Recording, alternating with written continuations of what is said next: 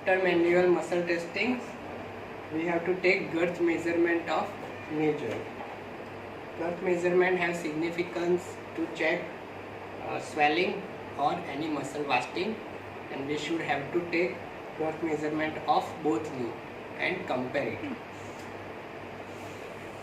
So to take girth measurement, we need a marker and measure tape. First we have to take center of patella as a midpoint.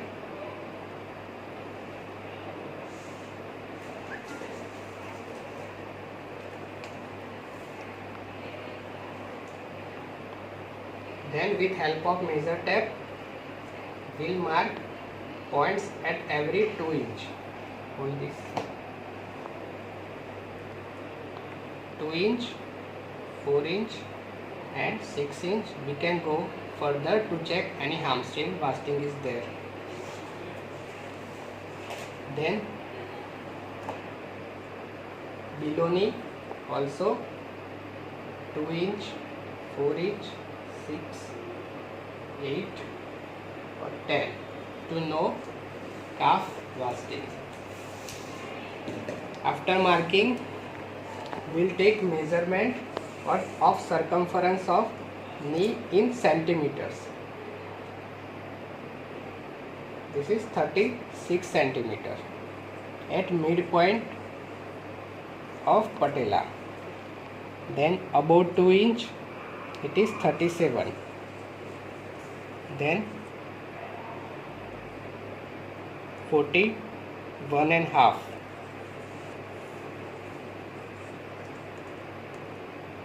46 and half.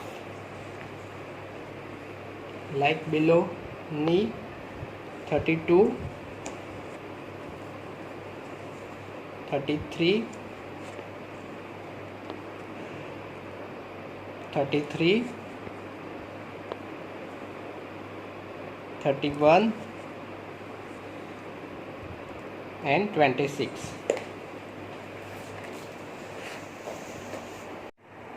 Likewise, we check girth measurement of opposite knee with same procedure. Then we'll compare both measurement at the same level.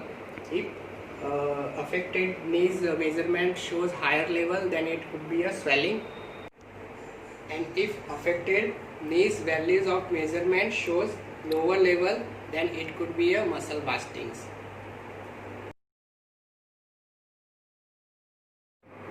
After girth measurement, let's check patellar mobility.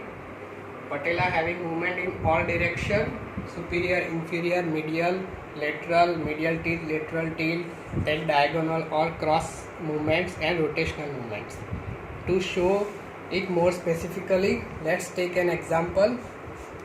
For example, if this mobile is your patella, then this is superior, this is inferior. This is medial shift, this is lateral shift, this is medial tilt, this is lateral tilt. This is your cross movement, this one and this one. And this is rotational movement clockwise and anti-clockwise. So now let's see on patella. Check superior with your fingers, then inferior with your thumbs, then medial shift and lateral shift, then medial tilt. You have to tilt patella medially, then lateral tilt, then diagonal or cross movement both side, then rotational movement. You have to hold patella like this and rotate it clockwise and anti-clockwise. And all this movement you have to compare with opposite side to know whether any restriction in patellar mobility or not. After patellar mobility assessments, we have to take gait assessments. In gait assessments, we have to check abnormal gait patterns Particularly in knee conditions, we can find some abnormal gait patterns, for example, waddling gait and antalgic gait or stiff knee gait.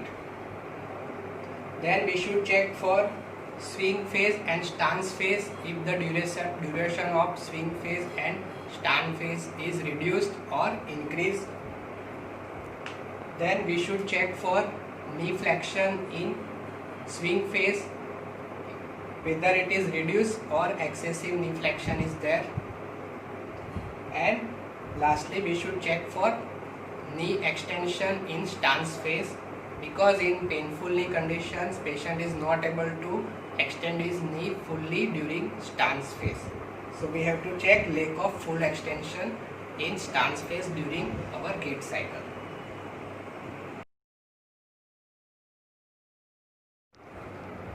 After gait assessment, we will go for special test of knee, and we have some special tests for ligament laxity, meniscal tear and other conditions like chondromalacia patella.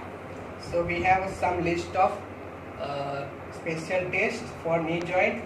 The name of special tests are anterior drawer test, stable Lachman test, posterior drawer test, sac sign, valgus stress, varus stress, McMurray stress, Apple's distraction and compression test, McConnell's test and patellar grinding test.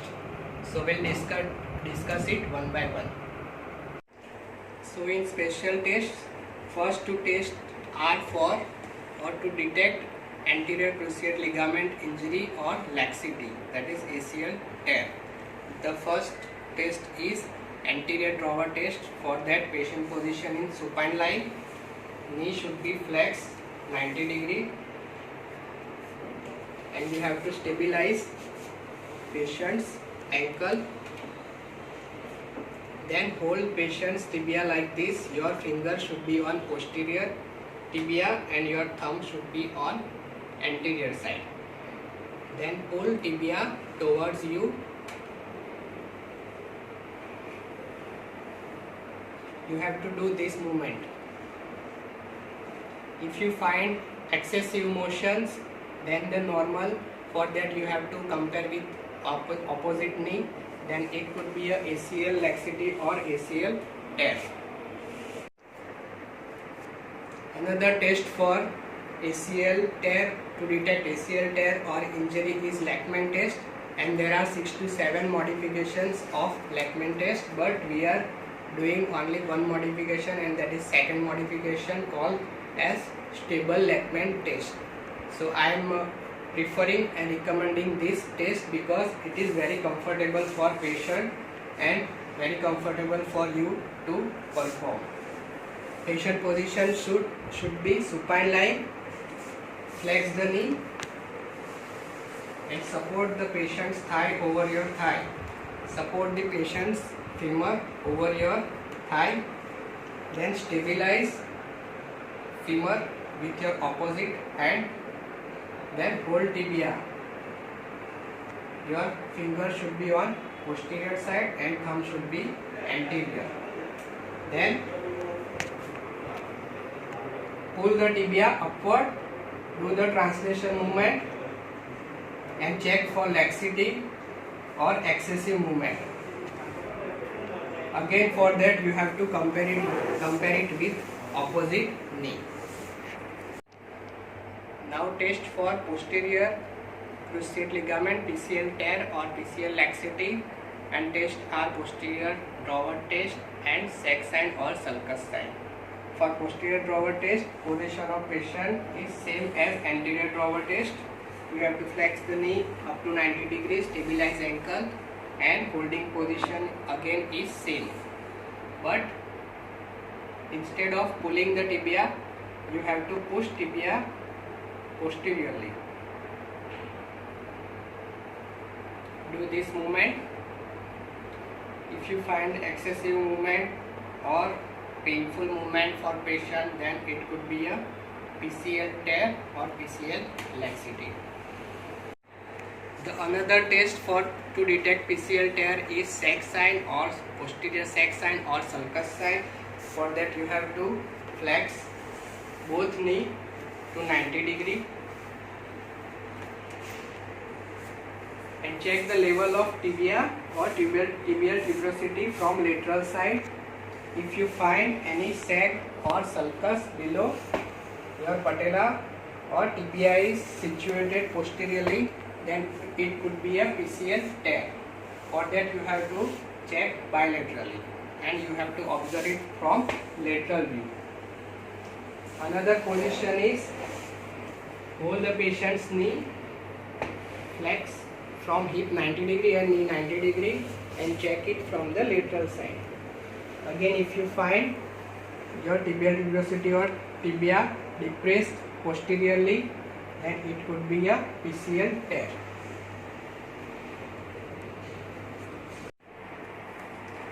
After cruciate ligament injury special tests, now test for medial collateral ligament and lateral collateral ligament. The name are valgus stress and Barrett's test. So to check valgus stress, patient position is supine lying and knee is extended. Place your opposite hand over the lateral side of femur and hold the leg or tibia from the medial side and apply pressure over the lateral side. You have to apply pressure over the lateral side to put more stress on the medial structure. If patient find any pain or if you find some excessive movement, then it could be a medial collateral ligament injury and the test name is valgus test. Now Barrett's test for lateral collateral ligament injury. Position of hand should be in reverse pattern. You should put your fingers on the medial aspect of femur and your testing hand should be on the lateral aspect of tibia. Now give pressure from the testing hand towards medially.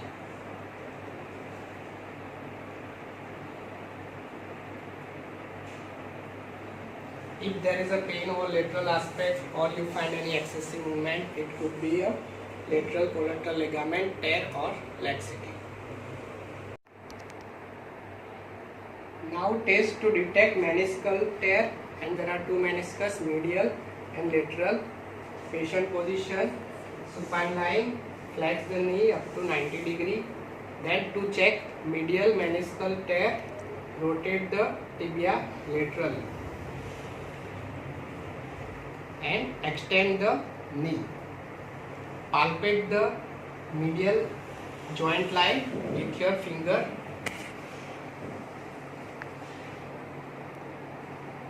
Okay, so starting position is patient position 90 degree. Support the leg.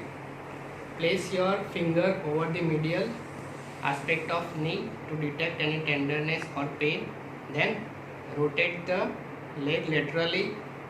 Then extend it or ask the patient to extend it actively. If you find any pain over medial aspect of knee, it could be a medial meniscus tear.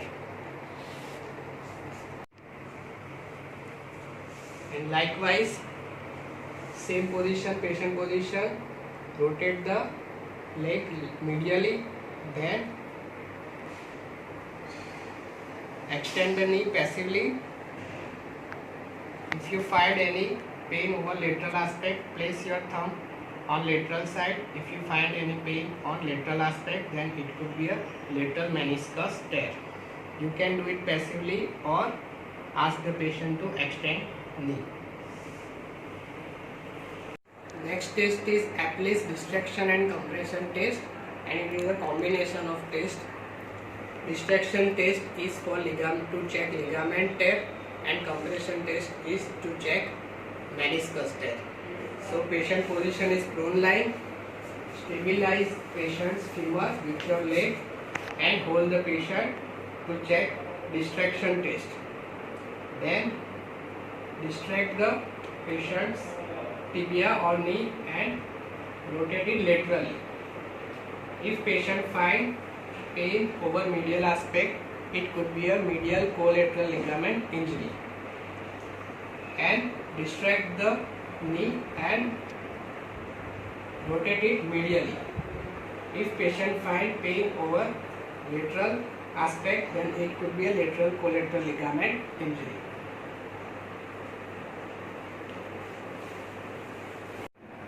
Now for Applis compression test and test for to check meniscal tear.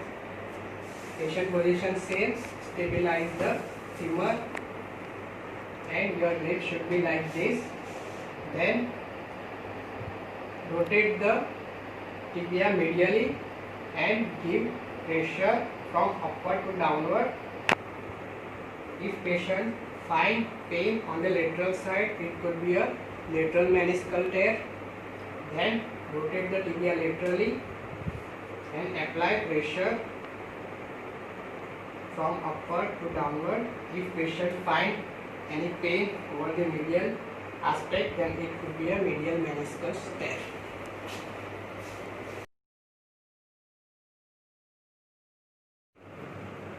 So next test is to detect chondromalacia patella, and the name of test is McConnell test. To perform test, patient position should be high sitting.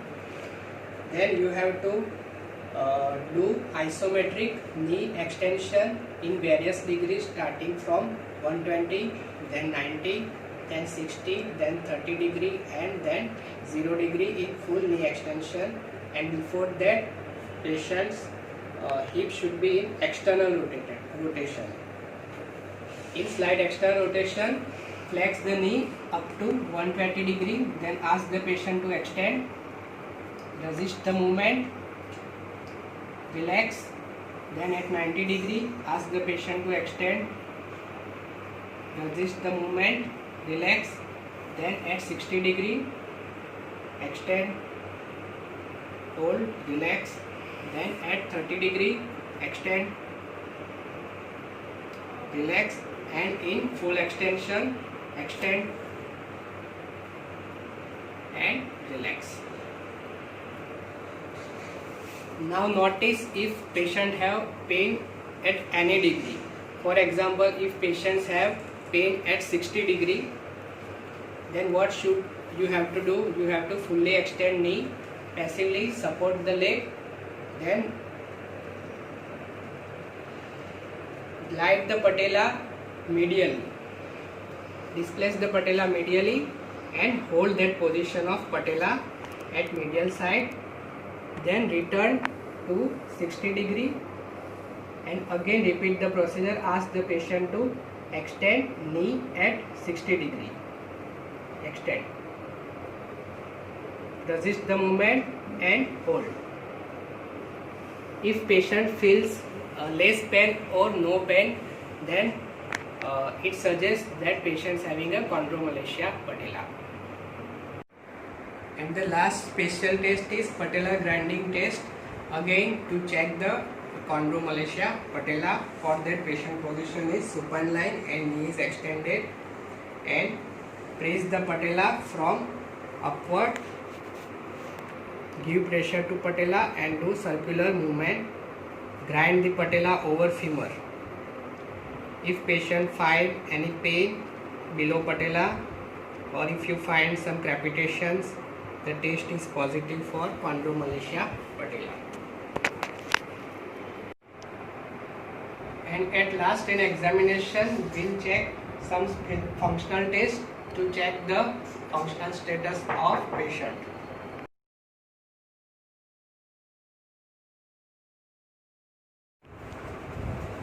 So in functional test, we should check first walking. Walking should be painless and comfortable.